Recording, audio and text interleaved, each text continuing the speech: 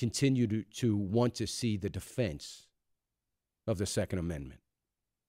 We got to make sure that we stand fast. We got to keep the switchboards on fire at the White House, on fire at the Capitol. If you're not doing it, make sure that you do it. You need to email, write your letters. We probably, at some point in time, are going to need to get to D.C.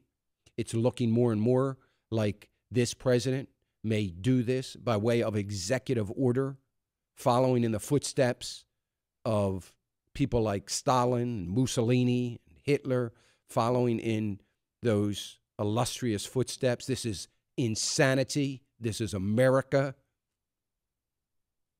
And nobody's going to take, we cannot allow this government to take our guns away from us. So I hope, and go to that and refer people to onenewsnow.com so they can view that video.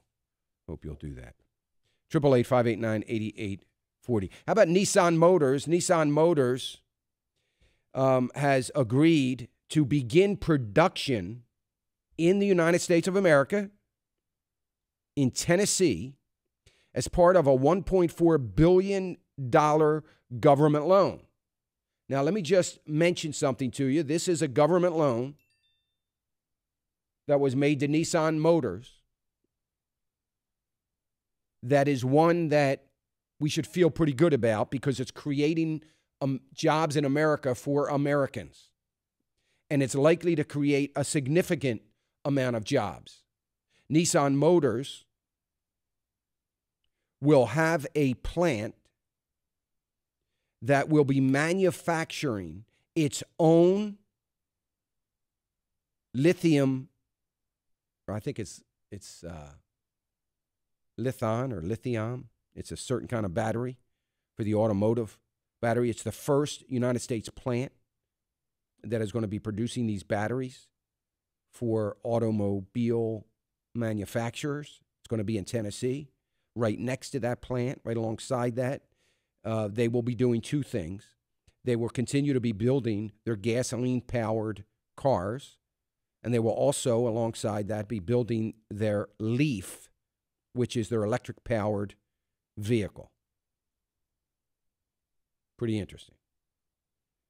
And it is one of those cases. So I have always said that people have called me and said, well, the government can't create jobs. You're always talking about the government creative jobs. The government should not be in the business of trying to create jobs that are for the government. The government should be about the business of incentivizing corporations to be creating the jobs. That's what happens in free market economies.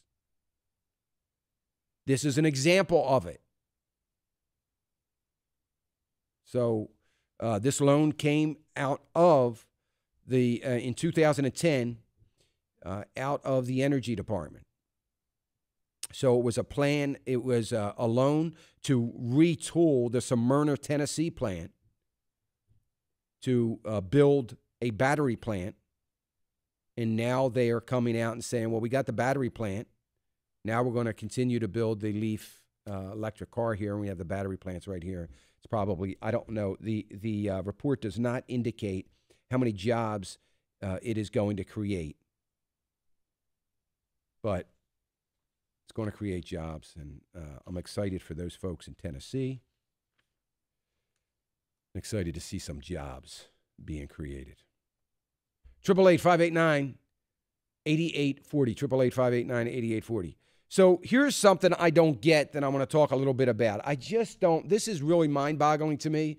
I'm someone that has spent a lot of time in Washington, has been following these things for a long time. I don't understand. I always thought, and this was just a silly assumption, Constitution aside, of course, which is what we're good at, that the president should not be above the law. But obviously the president is above the law. This president is anyway. This president could basically do anything in breaking the law. So, the House Budget Committee chairman,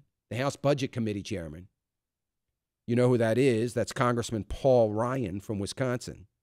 On Wednesday, yesterday, he goes and does a crazy thing, and he asked the White House if they will once again miss their legal deadline the legal deadline, emphasis on the word legal, their legal deadline for submitting the annual budget to Congress.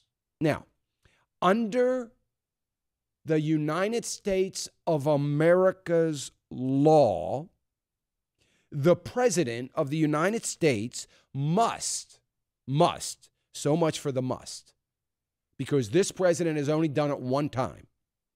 But under the law of the United States of America, the president must submit a budget to the House